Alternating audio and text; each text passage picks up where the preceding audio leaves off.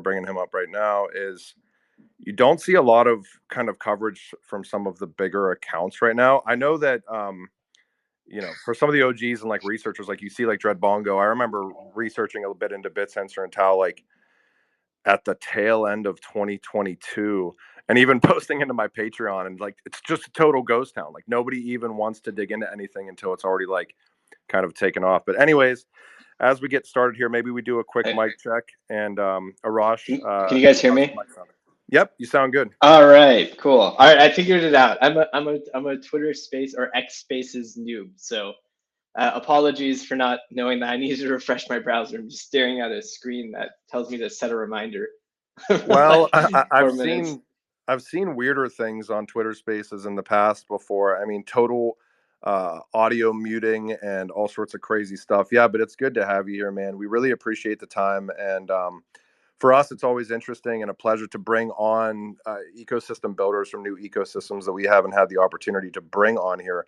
That being said, we do always like to start these out with a little bit of an introduction. If you would be willing, Arash, to give us maybe a background of history, you building even outside of the Web3 space, your professional experience, what brought you into crypto and Web3, and what led you into Taoshi, Tarvis Labs, and building within the Bittensor ecosystem. That'd be great. Yeah, absolutely. So my background, I was previously, before getting into even Tarvis Labs, I worked in Silicon Valley for a decade. I was previously a software engineering manager at LinkedIn. And I got really into trading, and in pretty much 2019, 2020, and 2021. And I was like, hey, I bet you I can turn these strategies I've developed into algorithmic or quant strategies. And so I left my full-time job at LinkedIn to create Tarvis Labs with some other engineers. And we essentially took 2 years to build our strategy, our modeling strategy. And yeah, it was pretty much a grind. We were working 70, 80 hours a week, but and with trading, nothing is certain. So it took a lot of iterations, a lot of failures. Eventually found a lot of success. About 2 years in. So we've had our own strategy running. We have it running at Tarvis Labs, and we were kind of set on a path here where like we could just really do nothing, have to do nothing, and we could just go create, or we could go create a hedge fund, or we had a bunch of options open as to what to do with our trading strategy. And from our perspective, we realized, with a hedge fund, there's just a lot of overhead. A quant fund, you're going to have to deal with the SEC. You're going to have to deal with regulations. You're going to have to deal with fundraising, with clients, with their funds in crypto, which is, can be quite difficult to, can be quite non-trivial because, hacking, etc. So, so we decided not to go that route of a quant firm, and we instead wanted to just continue pursuing a way to improve our strategy. And when we thought about, okay, look, we can continue to iterate internally at Tarvis Labs, or we can try to be creative. Because if you think about a quant firm, you can only create so many models through your own creativity and your own team's creativity as to tackle different ways to approach the market, right? But what we were thinking immediately when I found out about Bittensor, which was in July, I actually just posted about how I found out about Bittensor. Come August, early August, I think I went into the general Discord and I started asking questions, and I think I immediately got connected with Cons like my first day. And I was like, this is perfect. And when you think about what Bittensor provides for us from Tarvis Labs, and why we made Taoshi, it allowed us to create a subnet where instead of us coming up with various ways to predict the future price movement of various trade pairs and various asset classes, it allows us to have a network of creative individualized miners or models contributed by miners, kind of trying to provide their own prediction. And so you can get essentially what we were looking to do at Tarvis Labs is create an ensemble model. So essentially you have a bunch of models trying to all individually predict where the price is going. You kind of get a consensus off of that. And so with Bittensor, we can just do that at a bigger scale. We can have hundreds of miners, hundreds of models trying to predict simultaneously. And through that, we can more conclusively provide better predictions as to what will happen to as an output from our subnet. And so that was the vision is, we can get a better product out of this if we use a decentralized network of nodes, miners, essentially providing these predictions. And really SN8 is an engine, what we've built with SN8 for Taoshi. Taoshi owns SN8, which is subnet 8. And so, on subnet 8, all the miners right now are trying to continuously predict the movement of Bitcoin, intraday price movement of Bitcoin using deep learning machine learning models. And so all of them are competing continuously to try and do so. So there's no like by hand trader trying to say, this is where I think the price is going. No, it's continuously done by deep learning models. So yeah, so by doing that, we can kind of, our plan here in the next few months is build a very strong consensus model, and then quant firms, hedge funds are the ones that are really looking to use this for their own internal purposes.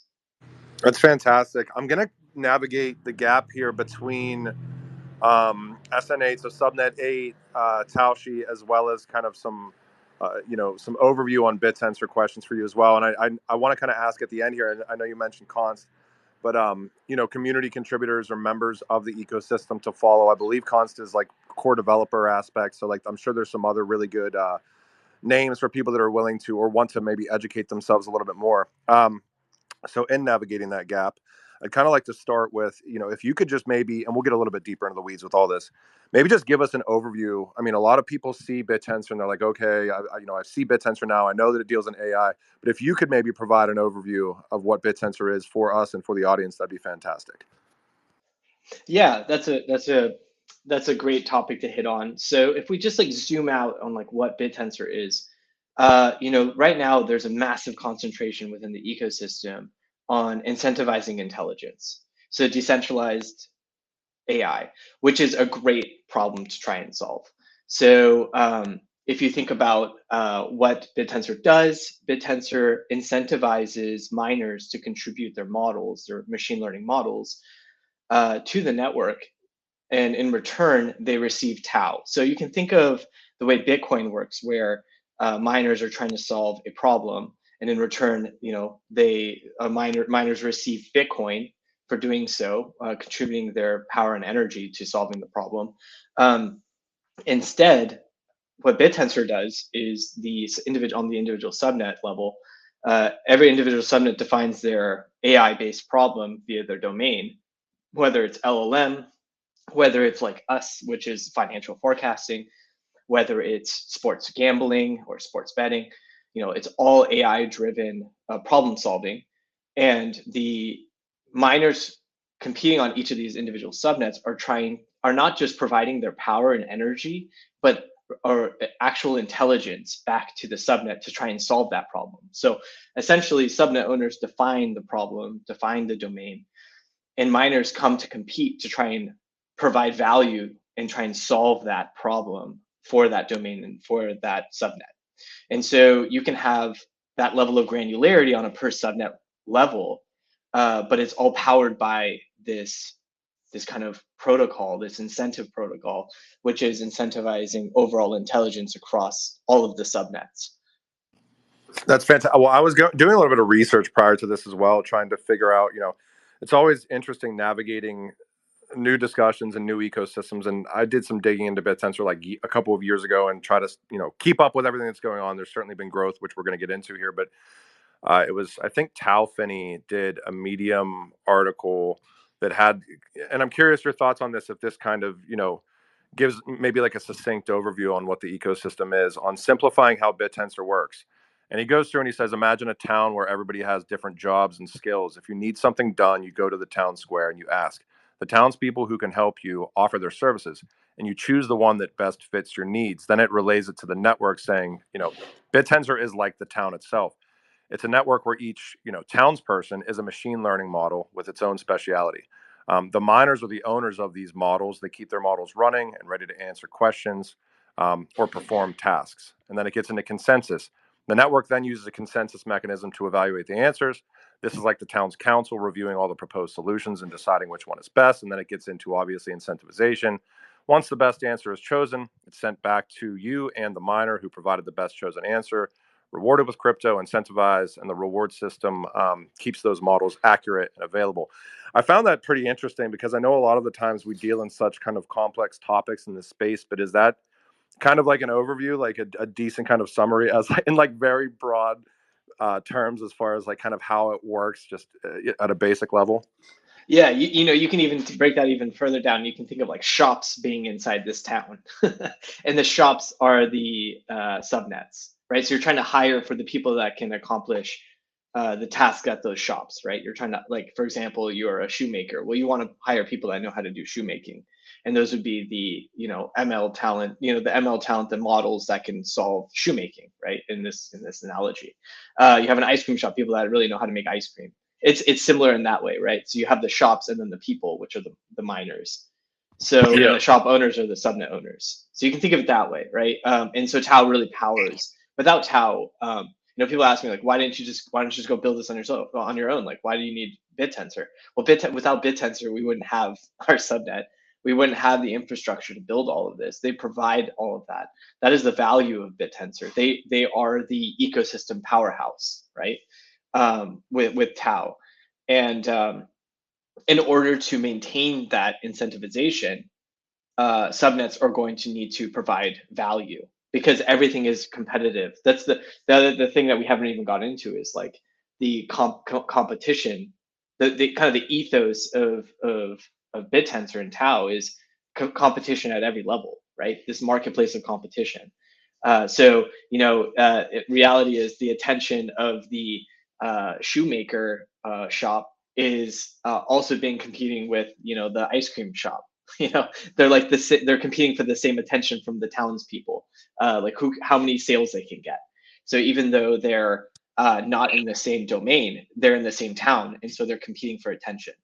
I would In love terms if of, I would yeah, love if you could maybe because I know this is one of your kind of passion points as well. As far as actually pushing network competition and what that yeah. represents for growth and what that means for meaningful data that is coming out of these models and things like that. If you could maybe just elaborate a little bit on the importance of competition, that'd be great. Yeah, yeah, absolutely. So obviously, when you think mining is an easy thing to understand in terms of competition, right? You think of miners, they're competing, they're trying to, you know, the subnet will, the validators will validate and choose the best responses from the miners based off of the problem. That's pretty straightforward from competition on a mining level. I think most people in crypto generally understand mining competition. But what's interesting is the way Bittensor is set up is there's competition also at the subnet level. So subnet owners are actually competing for emissions of the network against each other. So subnet, say for example, subnet 4, you know, starts generating revenue and is able to create a pipeline of revenue back to validators, which then creates more network growth. Well, validators will look at that and be like, well, that's really significant. We should give more emissions to that subnet. Um, I'm just throwing out random subnet numbers. Versus another subnet that maybe is still trying to figure out their you know, how they validate responses and how they choose which is the most valuable, and maybe they're struggling. Well, their emissions may drop, and so eventually the subnets that don't are not performant are deregistered from the network. So a new subnet, a new idea, right, a new domain can come register into that slot. So there's 32 slots currently in the network, and the weakest subnets are eliminated. They're deregistered, and a new subnet owner can come purchase that slot and exist. It's kind of like a shop, right? A shop goes out of business, and a new shop owner comes and takes that space, right? So you can think of it that way. So there's competition at the subnet level for the emissions. So 7,200 tau currently is emitted a day. That's split across all 32 subnets to a total of 100%. So you can imagine, because there's competition at the subnet level for the attention of the network, there's going to need to be some proof or some value add of the subnet in order to continue to exist. Yeah, I mean, you start really getting into like not only consensus mechanisms, but like proof of meaningful participation to drive the network forward. And that happens just naturally through the competition aspects, which gets kind of really interesting. And I found, there's so many different directions I can go here. One thing I kind of want to touch base on is like when we talk about mass adoption of this space and understanding what the technology actually represents, probably from like the everyday person standpoint, one thing that probably most people have heard about now is like chat gpt, right? Which is maybe one AI model that's been developed, and we can get into centralization and all the other stuff that that I certainly want to get into here. But can you maybe just define the difference and present to us the scale and scope of what of one AI model developed by one entity versus a marketplace of decentralized models that is really just pushing forward and expanding and growing? I would love maybe just your thoughts on how you would relay like in simple terms what the ecosystem actually represents to the everyday person versus like a chat gpt, which they may have heard of. Yeah, this is a great topic. When I think about Bittensor, first off, it's all decentralized AI, right? So you have various models that are all competing. So when you look at ChatGPT, it's all centralized. We have no idea how it actually functions. We don't know how they're censoring responses. We don't know what they're doing. They could be providing phantom responses that are, leaning a certain direction. We don't know. And so it's a little bit, and I think that's why we're starting to see the regulations kind of set in, because it's like, wait, like what's going on here? Everyone's using this as a resource, but we actually don't know how it functions. And so with open, what really is driving the Bittensor ecosystem is open source modeling, right? So open source is really dominant within the ecosystem. So various models that are competing on the LLM subnets are either they're open source or they've been tuned a certain way to provide a response. But this decentralized nature is in a way is open, and the subnet owners can drive open source as well for the community. So like a driving force behind the subnets and just generally Bittensor is driving open source and being a leader in open source for the various miners and for the community to leverage. And also to push competition. So so rather than having these proprietary centralized single entity centralized models like ChatGPT, we can get a variety of responses that are kind of not leaning a certain direction in terms of response, and more generalized.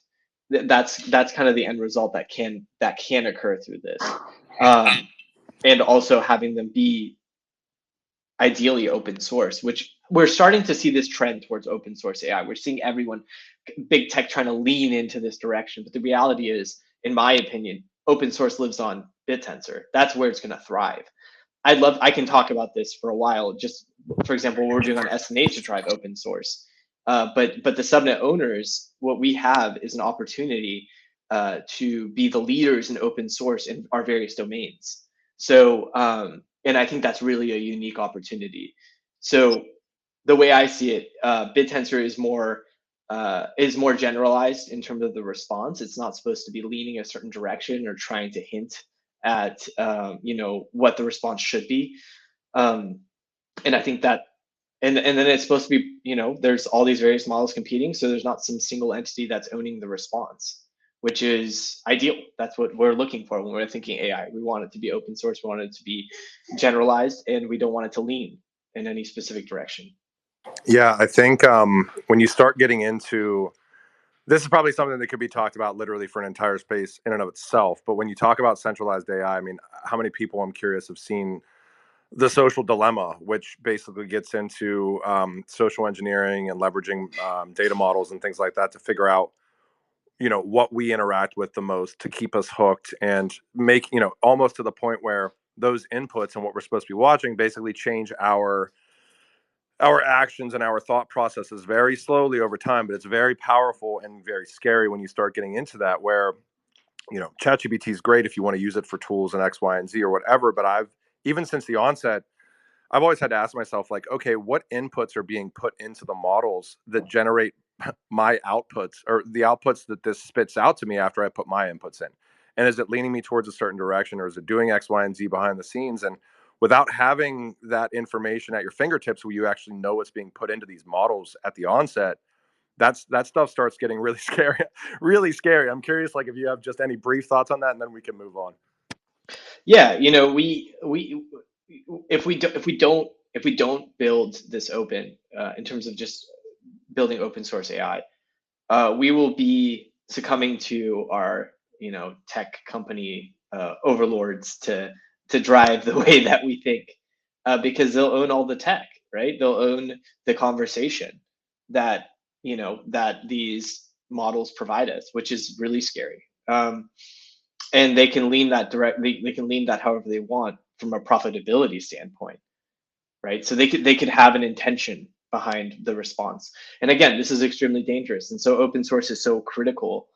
It's kind of like when Microsoft had Netscape, I believe, and was it Netscape? I can't remember. I'm sorry. This is when I was a kid. So, but they tried to dominate, web browsers, and they didn't want to allow anyone else in. And it's kind of similar in a way. It's like trying to dominate the conversation and direct people towards their own advertising or their own commerce purposes, right? That can absolutely happen with AI if we don't direct it and steer it in the right direction with open source. So yeah, subnet owners have this massive opportunity to really and new research is a subnet owner now, and they're massive in the open source community, and they're trying to take part in this. And again, I think it's interesting. You look at the landscape of Bittensor where you have this competition between subnets, but at the same time, I want all the subnets to succeed so badly because I want to see Bittensor succeed so badly because I see behind it this ethos of open source AI as well, and what that means for the future of tech and people being able to discover responses and answers right to their questions for generations. So it's really important that in my opinion, Bittensor open source AI will live on Bittensor. And again, I can go into more detail here if you want to double click on it. But open source AI will exist on Bittensor, and it'll succeed the most on Bittensor out of anywhere else. Yeah, I mean, I'm curious, and feel free to always extrapolate on anything you want to extrapolate on. I mean, these are we try to drive and derive as much value from these spaces as we possibly can. I'm curious, like even just looking back like a year or two, one of the original kind of things that you would see across socials for those paying attention is like the similarities or potential similarities between like Bitcoin and Bittensor.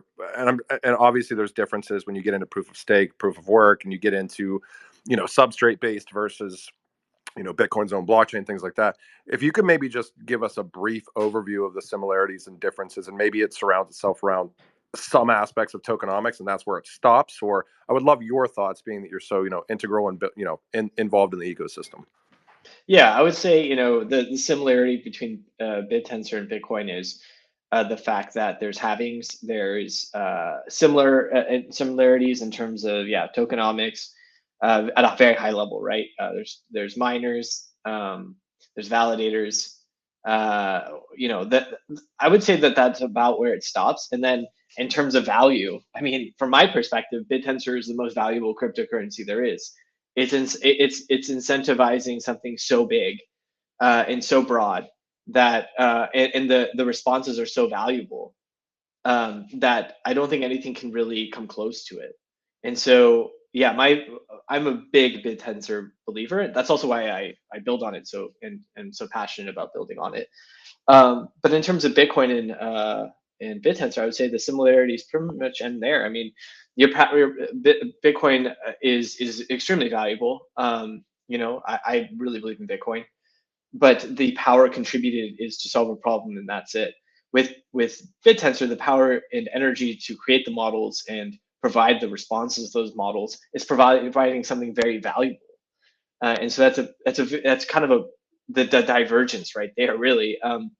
Not only are they providing that energy and compute to generate the response from their unique model, but it actually provides massive value in return. And so, yeah, just that fundamentally, I think, is very different. And then beyond that, obviously, the fact that you can have all these domains via these various subnets, very different from Bitcoin. So yeah, it branches pretty quickly from there. But taking the basis of some of the tokenomic modeling from Bitcoin was extremely smart. I would say in general, I am a massive fan of the way that Bittensor constructed their infrastructure. And by infrastructure, I mean the usage of blockchain tech, this usage of on-chain and off-chain. I think it's really unique. I don't think many other current projects I know of, if any, really do it the way they do it. I love there's a lot of things I can talk about here, but yeah, I won't go into a ton of detail, but there's a lot of specific features that Bittensor has built that don't exist elsewhere. Minor recycling or recycling in general, registration recycling is a great example. So there's a fee. I'll just go into this one example and then I'll stop. So we can go into another topic. Registration recycling. So the way it works is if a miner wants to come compete on a subnetwork, they have to pay a registration fee. Same with a validator. If they want to come contribute and be a validator on the subnet, they need to pay a registration fee. That fee is in Tau, right? So they're paying 5, 10 Tau to come compete on this subnet, for example. That Tau is recycled back into the total supply and out of circulating supply. So it actually is it's moving it out of circ back into total. And so yeah, so it's just a unique feature that exists on Bittensor that doesn't exist elsewhere that I've known of. And I think it's instead of moving that Tau to a burn wallet, throwing it back into the total supply, I think extends out the amount of supply available over time, right? So just cool features like that they have and they've thought of that don't exist elsewhere. So, Arrash, I wanted to ask you, what did it feel like to create a project that started out in the $1 million market cap range, and all of a sudden now it's in the multi-billion-dollar market cap range? What's that feeling like, and were you expecting that to happen? Yeah, that's a good question. I'll start with this. At Taoshi, we don't, money is great. That's really not our passion. Our passion has always been on building on Bittensor. That is, and delivering value. That's like all we care about. Like we talk about it every day. We work nonstop. Market cap is great. Price is great.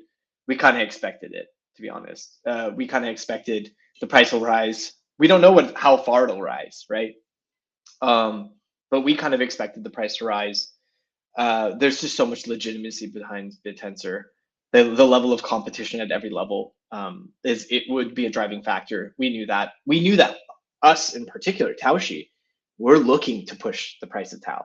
So like we want to take our subnets, we want to sell the output.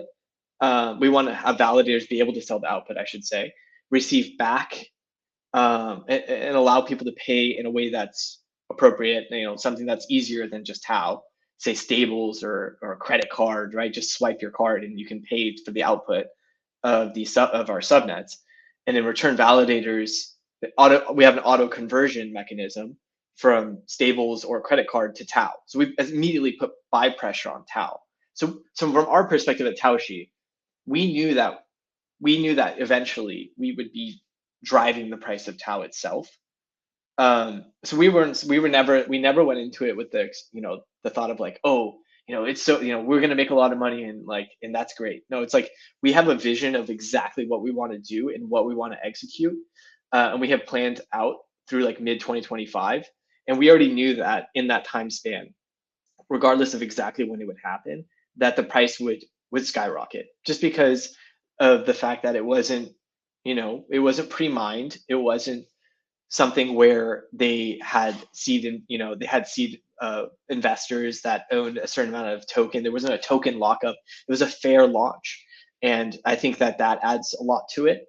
That there's no like dump from some entity that's coming or some unlock that we have to worry about. So we knew that naturally and organically, the price would rise due to interest and just how different and unique Bittensor was. I've been in crypto since 2017. I've only been interested ever in 3 projects, and I hadn't had an interest in any project since 2021. And the minute I found Bittensor, it immediately clicked, and I was super interested. And I think that was extremely telling for myself. And I think that my entire team feels the exact same way about Bittensor. Actually, everyone I talk to uh, that's building on Bittensor feels very similarly about Bittensor. It's the price will rise. We all see it kind of similar to Bitcoin in how unique it is and how valuable it is. And we just want to deliver value. We want to push the network. And it's a similar feeling you'll have when you talk to other subnet owners and other major contributors to the network. They all kind of have this similar feeling. So how do you feel about protecting our data? So just being able to have privacy online. This is becoming a hot button topic, and the AI kind of works off of kind of scrubbing data online. So how important is it that we keep data private? And can you see a world where there's such a small amount of data for AI to study that the AI outputs aren't as I don't know the right word for it, but not as extreme? I think there's probably going to need to be projects that are more centered around ensuring that the data is anonymized, that is used for these systems, right? So they're not just going to scrape from uh, existing websites or various data sources.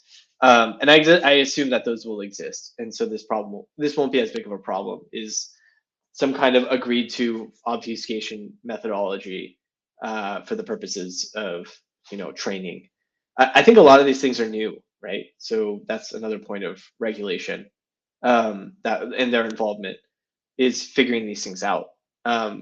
So it's a double-edged sword, right? Like it can slow down innovation through regulation, but it also can make it so things are clearer as to how they're done in a way that's not infringing on personal data usage. So I think it's both sides, but I do think that these processes will be figured out over time. So I'm not too concerned. I'm not too concerned about it. I know right now it's probably a bigger concern because they're not figured out, and really you can train your model by getting data from whatever you want by just scraping. But I think that over time that will be better figured out.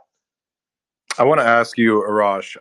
I definitely 1,000% want to dive into some of the initiatives and some of the kind of posts that you've been putting out as far as Taoshi's concerned, milestones, things like that.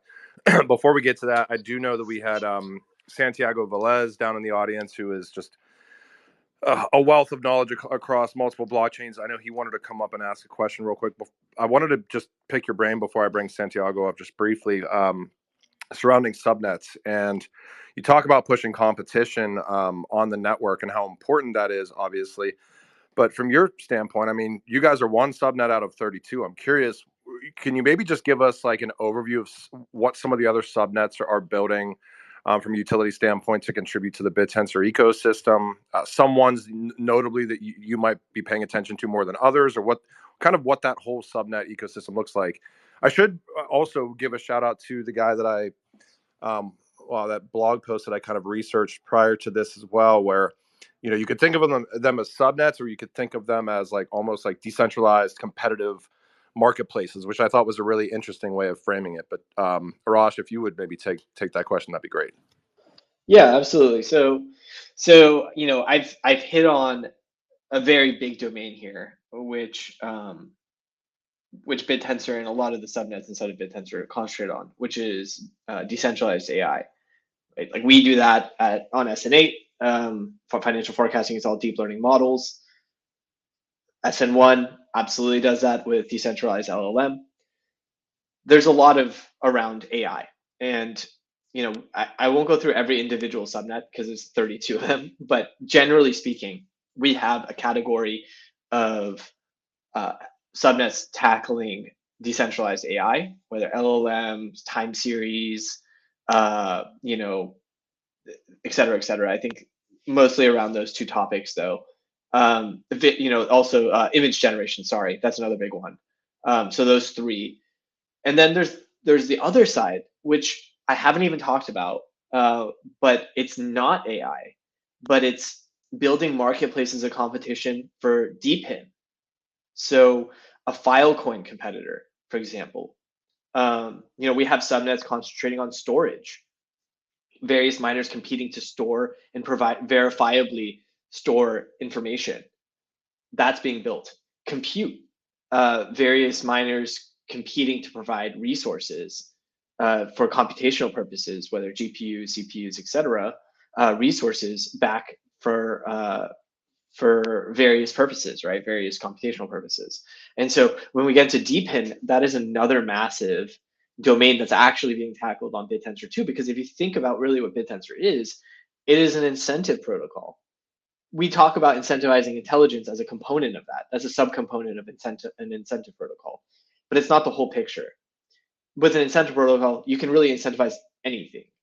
Anything that's competitive, you can incentivize. So compute, file storage. With file storage, you can easily build, a BitTorrent competitor, right? You just build it on top of it. There's just so much. I don't want to go into every potential thing that you can create as a marketplace, but there's a lot. I mean, it's pretty much limitless. And so we're going to see those other domains start to come to fruition on Bittensor and compete that we don't even know of, but they're marketplaces, right?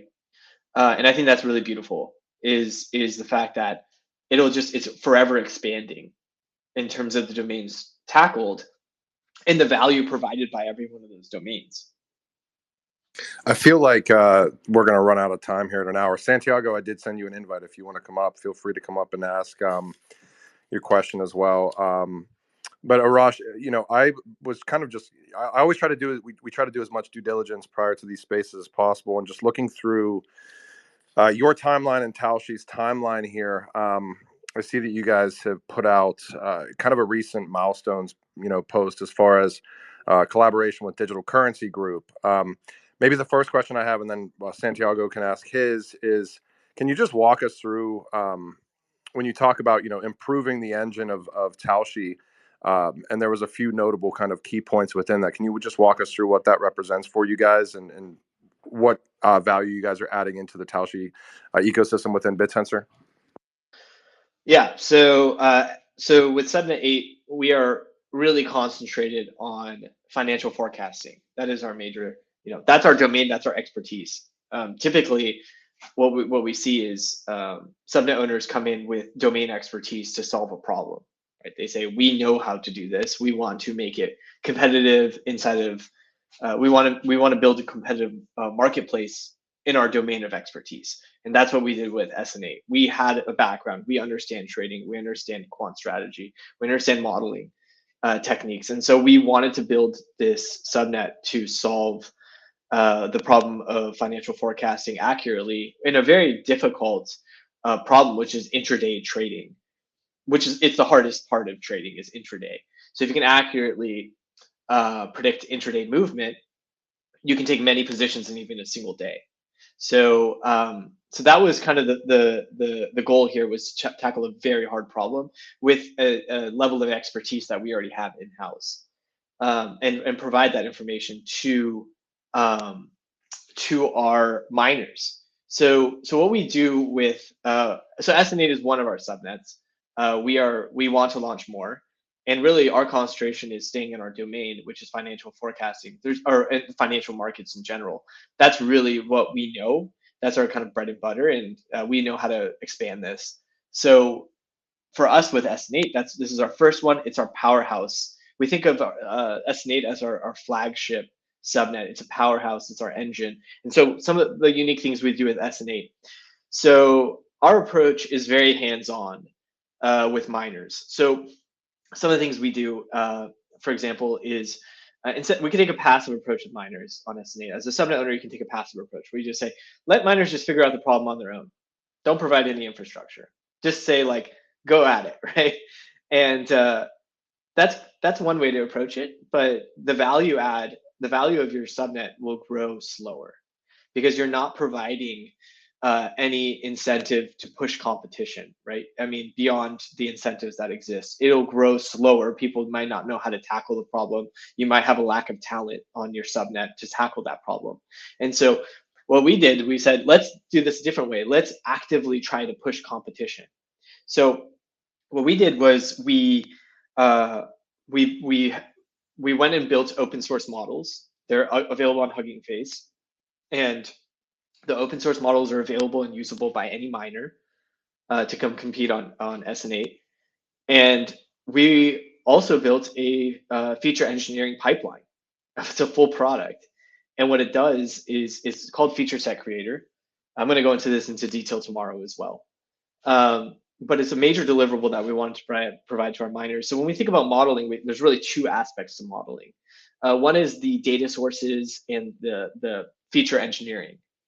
And the other side is the actual modeling. So what are you building with your model? How are you testing it? What is your strategy to build your model? Is it an ensemble model? Is it a cascading model? Is it a combination? Is it a mixture of experts? A lot of very specific terms to modeling techniques. But those are the two major components. And we said, let's handle this side of vetted data sources. Let's handle this side of feature engineering pipeline, right? Which is in a way data engineering, to help our miners scale, to help our miners know which data sources that we would recommend for them to use based on our experience. And so, and allow it to be abstract and flexible and extensible enough to pick any data sources, pull it in, transform the data, normalize it, and plug it into the model. So that's really what we built with Feature Set Creator. It's easily like malleable to the needs of any miner and any data sources they want to pull data from for training their own models, and allowing them to generate whatever features and feature sets they want from their data sources.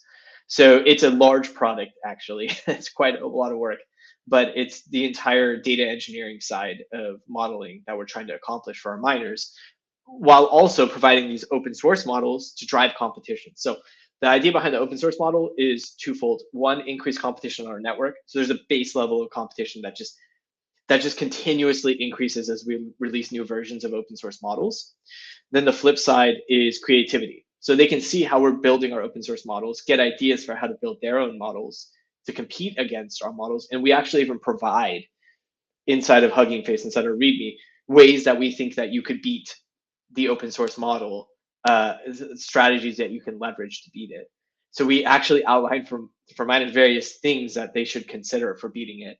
And so we're continuously pushing out these open source models, continuously improving this infrastructure for miners to essentially build their models and push it to mainnet. That's another major component is scalability, right? So essentially, how do you immediately contribute, turn your model that you've trained and put it onto mainnet to actually compete? Well, the feature engine, the FSC Feature Set Creator, automatically allows you to transition from training to predicting on mainnet. So you can just plug your model straight in, which is extremely powerful. So it's just building this infrastructure to enable miners to, concentrate on modeling, and we can concentrate on the infrastructure for them.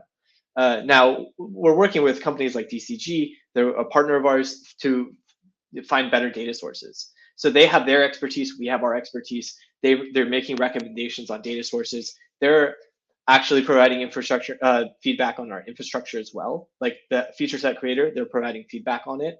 So we're partnering with key ecosystem members that already exist to give us feedback for improvement. So, which is also huge. So that was the main purpose of working with DCG is, hey, let's get feedback. They want to see Bitensor succeed so badly. They believe in the ethos of open source. I talk with them all the time. They're big proponents of what Bittensor's ethos is. So we definitely wanted to work with them because they see Bittensor the same way we do, and they just wanted to help us, which is all we could ask for. It's awesome. Well, I want to get into the space you guys have tomorrow as well. We're definitely going to run short here with some of the questions I have. But Santiago, I did want to give you the opportunity to ask a question to Arrash up here. Appreciate it. Thanks for letting me crash the party. I'll try to make this quick. Arrash, I've been a long-time follower, investor in Tau since September 2023, actually, and which is a long time in crypto. I'm also a practitioner, so I hope to deploy, as you mentioned earlier, compute into some of the subnets. So my questions are kind of twofold.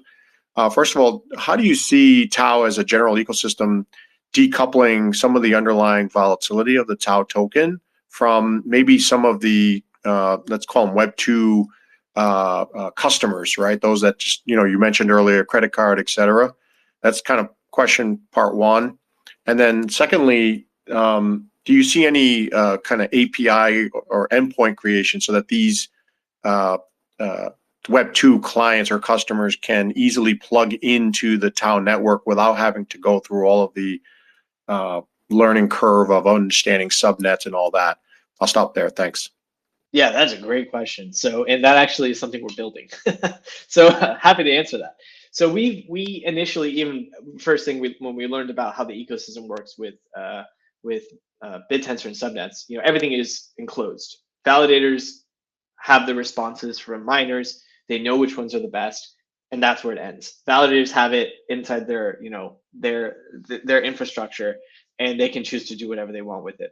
Well, what we at Taoshi decided was like, why don't we allow validators to sell? 19 is doing this too, which is allowing validators to sell, the responses from or the data that validators receive, right? So they're getting these valuable predictions from miners. Why can't they turn around and sell that in a way that makes sense to clients or apps, right, or institutions? For us, it's more institutional side. And so that's exactly what we're building. We're calling it the request network for Taoshi's request network right now. But the whole goal behind it is to make it really seamless to pay. So we understand that Tau is a volatile asset. It's also hard to get. And so it doesn't really make sense as a payment method for the purposes of getting data from these subnets. So instead, what we want to do is have it a nice, easy to use interface, which we're building. Actually, Raleigh CA, who works at Taoshi, he's one of our lead engineers. He's building the whole thing. So if you don't follow him, definitely follow him.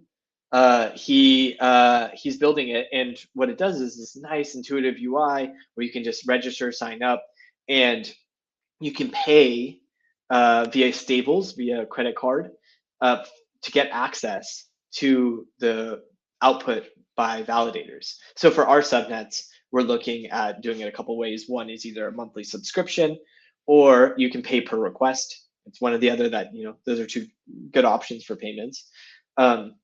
So client apps can essentially pay to get access to the data from validators. So this request network creates a connection between validators to the request network. It's a middleman, essentially.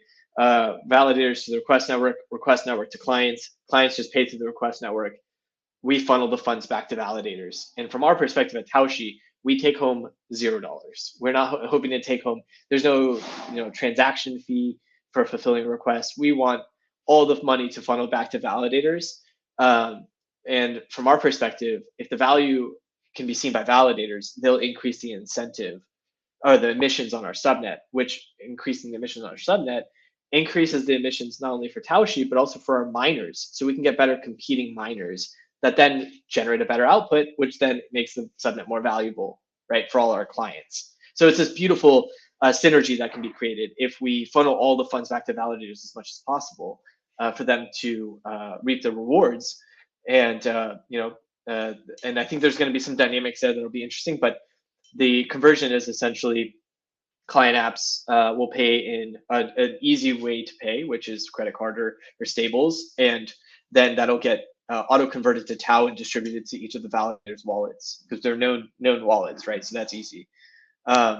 So and that also provides simultaneously buy pressure on Tau. So we're converting that US dollar payment or stables payment into Tau, and we're actually looking to work with Uphold on this. So Uphold already has infrastructure on the institutional side to easily convert payment to Tau. So we're looking to work with them to do so, and then drop the funds into the validator wallets could be based off of whatever information we deem most important, right? Could be based on vTrust, could be based off of number of requests fulfilled, could be based off of the data, vTrust also encapsulates uptime, but also uptime in terms of fulfilling requests, right? Are they generally available via their REST API for us to be able to get the data? So it could be based off a bunch of information in terms of payouts to validators, but it'll be distributed to the validators from our request network. So we're building this piece on top of the subnet. And our hope is to eventually build this into an open source decentralized model via the request network. So instead of us building this request network and handling, the transactions between our client apps and validators, it's really a step one. Step two is building these into request nodes. So each validator can kind of run their own request network and receive requests from and allow client apps to plug in based off of their individualized pricing. And so then we have competition at the validator level so that they kind of have a marketplace of pricing to get data out of them, which is kind of the next direction we're going to head in. Do you think that would be generalizable to the other subnets? So Yes. for the marketplaces where other video type like DPIN, you mentioned compute GPUs and CPU resources, you could do the same? Is that something that once it's open source, you can generalize? That's the hope. Yeah. So our hope is to build this as a tool,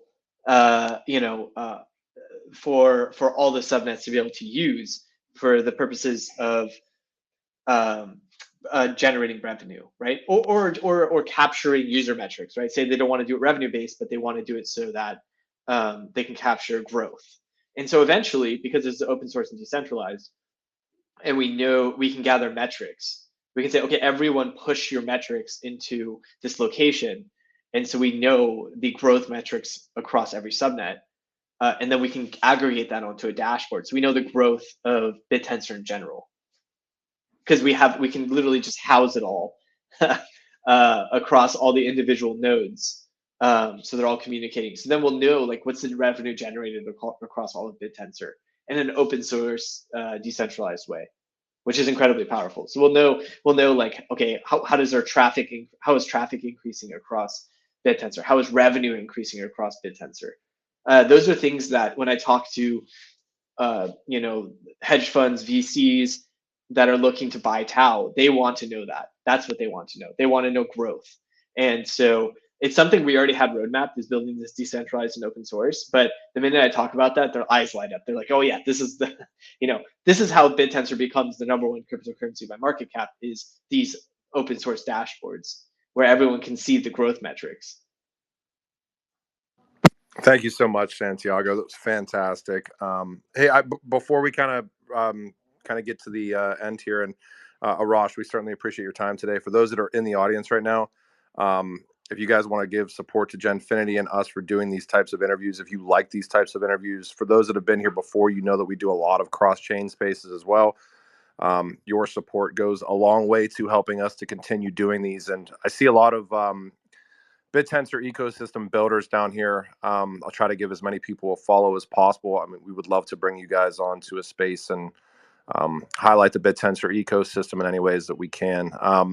But Arrash, I know tomorrow you have a public roadmap presentation as well. I pinned up to the top the Twitter space.